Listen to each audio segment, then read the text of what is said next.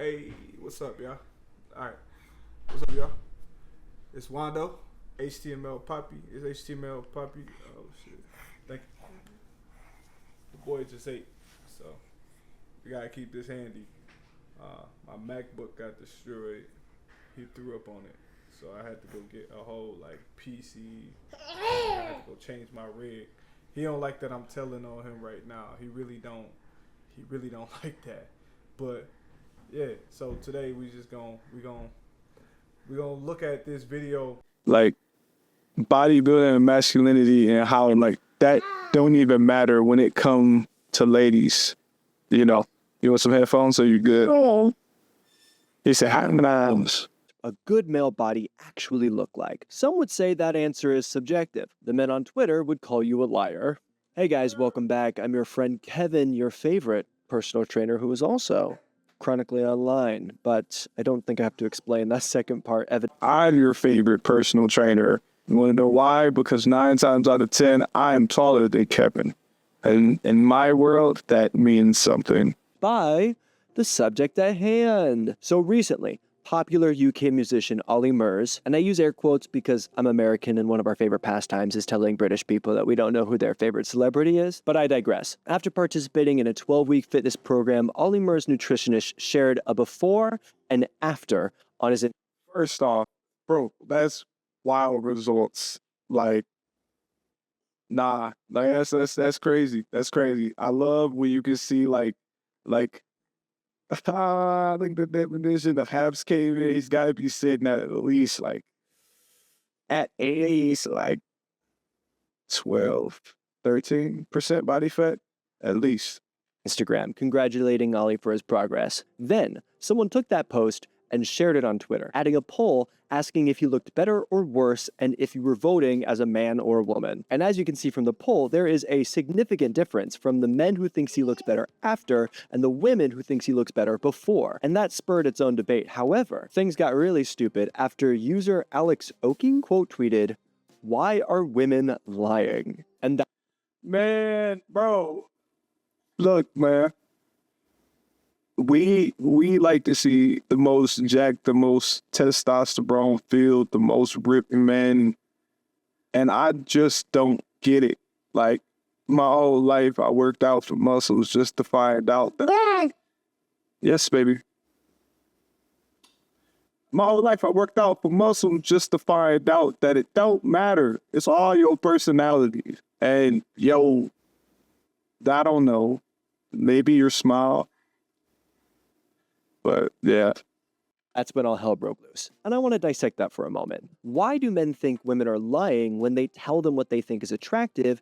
And what about these men aren't registering to the female gaze? So let's get one thing straight. This conversation is often misinterpreted because sometimes, not always, but sometimes, women can be very misleading in what they're asking for. For instance, some women say they want a man with a dad bod and then point to images like this. The problem is this is an extremely built man who simply does not have abs. The difference between these two images is a body fat percentage. And already we've run into a trap, because posting this photo while trying to advocate for body diversity is contradicting your entire point, because the journey to obtain either of these bodies is incredibly similar. So you've taken a...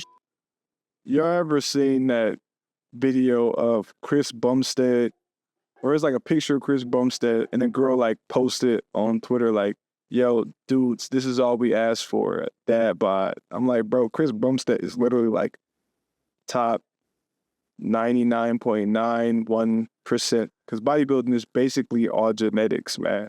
It's all genetics. Like, you feel me? You're not getting far with wibbly wobbly abs, man.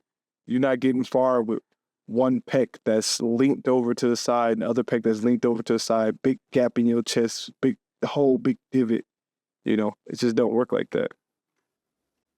Women of only wanting chads who are big, cut, and handsome, and you've responded with, "That's not true. They don't need to be cut." So you haven't dismantled anything, you've just added an exception. But regardless, all that is to say, if you see someone online propping up an aesthetic in order to promote equality or how woke they are, it's a trap. And I know that a lot of it's engagement farming, but also some of it's not. And the difference between someone who's doing it for the lols and someone who is desperately trying to virtue signal is a blurred line, and it's best just to stay away from all of it. So let's get to the real reason we're here. Why are men, generally the people who want to attract women, saying that women are wrong when women tell men what they're attracted to? Well, it's because men are confusing validation with companionship. The truth is, most people are not attracted to bodybuilders. And that's by design. Most bodybuilders don't think they are the most attractive version of themselves when they're on stage competing. Because competing as a bodybuilder is not about being the most attractive or even the strongest. It's about showing off the most impressive build of the body. The stage look is not meant to be attractive to women, it's to be awe-inspiring and otherworldly. I think that men will see people's reaction to Arnold Schwarzenegger in the 70s and believe that that is the same reaction they will get today. But that's not the case. This isn't a special anymore. It doesn't carry the same... Huge caveat. Arnold Schwarzenegger had unprecedented charisma. Bro, he was the inventor of Riz, bro. Oh my goodness. That's why Arnold Schwarzenegger got those reactions. It wasn't the fact that he had tons of muscle. It was the way he carried himself. Man, and that's too much Arnold Schwarzenegger glaze for me, but personally, he's one of the people I look up to. Shout out to that guy. Cultural impact. Now, don't get me wrong, it's impressive, it's the blueprint. But nowadays, there's a plethora of huge bodybuilders flexing in the mirror and showing off their physique, and most people just don't care. In the same way men don't value the time and skill it takes to put on a full face of makeup, women don't value how much time or skill it takes to grow biceps larger than your head. So if it's not about attracting women, why do men gravitate towards images like these? Well, I actually think it's pretty easy to tell if you take a look at the culture of bodybuilding itself. You can't look through any of the profiles of big muscled dudes without finding some kind of reference to the Hulk or a big superhero. And of course that's in part because of the association with large muscle growth, but also because the Hulk's mainstream identity is that Bruce Banner is a smart, well-meaning, nice man who has an uncontrollable monster inside of him who is also a good guy. The bursts of rage, the destruction, the lack of control. In the narrative surrounding Hulk, all of these events lead to a good outcome. The Hulk gets to be mainstream because he validates masculinity. Meanwhile, similar stories like Dr. Jekyll and Mr. Hyde treat the character like an other. Because of their unpredictability, they are shunned and feared. And this is why classic monster movies are often queer-coded. Because there's no redemption. There's no point in the story where they're embraced. Frankenstein's monster is feared because he was born different, he has a dad who hates him, and he doesn't get along with kids. If that's not the queer experience, I don't know what is. But going back to the Hulk, you can see these patterns in the math. If Hulk doesn't have a pretty lady standing next to him that understands he's just a troubled little guy who's doing his best, audiences just really don't buy it. And I know I'm simplifying a little bit, but I just don't think it's a coincidence that the story where Hulk fights his childhood trauma and Hulk treats women like his equal are the two least popular representations of... Hot take, She-Hulk was hot garbage. Bruh, I was not a fan of it. of Hulk in the last 25 years. And this expectation that the Hulk can be a thing that can solve problems with anger all began with the TV show from 1977 starring Lou Ferrigno, a famous bodybuilder. This image doesn't represent a desire to be the biggest guy or the most popular with the ladies. This is a symbol that the intense emotion that you feel might be scary to some, but that's because you're the misunderstood good guy. And that's why men spiral when women say they don't care about this. It's because a lot of them are waiting for their love interest to come along, understand their pain, and forgive. Really is the simple fact that most men get that big because of some type of, I don't know, some type of fear they had of being smart, being helpless. Like it makes them feel strong and they enjoy the intimidation factor that comes with massive amounts of muscle. You cannot have he's trying to take my, you know what, kid? You know what, kid? There's this type of video that always circulates online where you have men in a gym lifting and running and giving themselves these crazy obstacles. And then the poster of the video has a caption like, what's harder than this? And then people quote tweet or share with jokes about their personality or fandom or just dunking on the video itself. And of course, this is just a way to farm views. However, I think the fact that these are so easy to turn into a punchline says a lot about the content itself, because these videos, although technically impressive, display an entirely useless talent that only exists to be filmed. The lesson here is just because an activity is hard to do doesn't mean it carries any value. Yeah, that's true. Having huge muscles is like it's low key, absolutely useless. It's like peacocking, bro. Like it's not really much you get out of the deal besides, bad mobility. With some people though, naturally, like no matter what they do, they just carry more muscle and they have, more of a talent for being able to carry that muscle gracefully. I've seen like big guys like 250 doing like the splits. You see a man that's 250 pounds doing the splits, it's scary. But yeah, let's continue a little bit.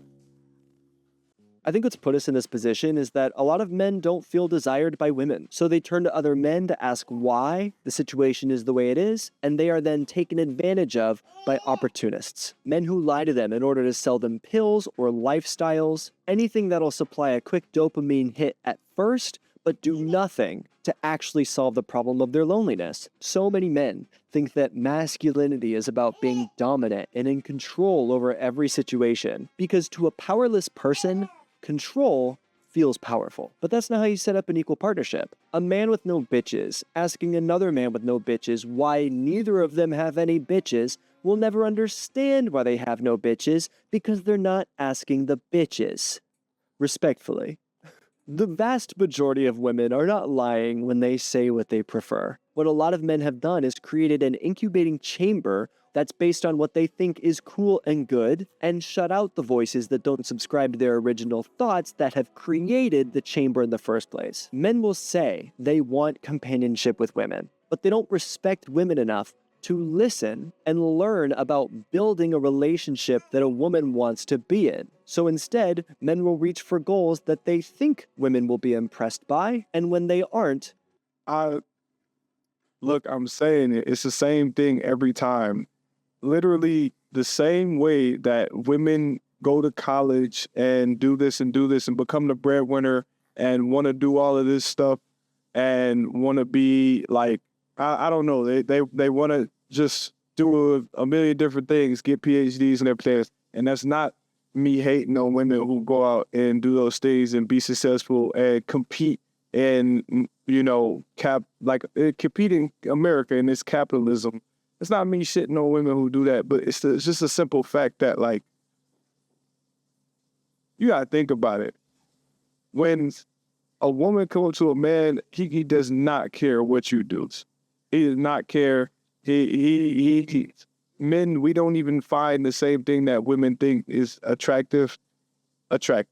We don't find all of that stuff attractive. We find the face, the body, the personality, the kindness, the heart, the soul, that attractive. And a lot of times working in America and competing in America against other men will make women tend to act more like men, because you have to be more, I guess, masculine to succeed in America. You have to be a little bit more cutthroat out here.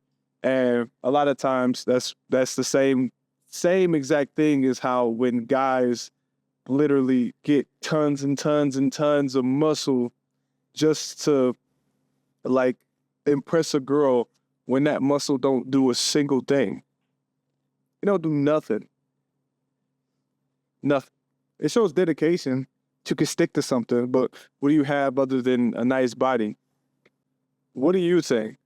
Do you think that having a ton of muscles automatically gets you a ton of girls? I highly doubt it. I highly doubt it, man. I do. That's just me. But hey, it is what it is. JoJo, it's your bedtime. I'm gonna put him to bed, but one thing I want y'all to do before me and him hop out of here, you gotta like, you gotta comment, and you gotta subscribe. With that said, oh shit. With that being said, I'm out.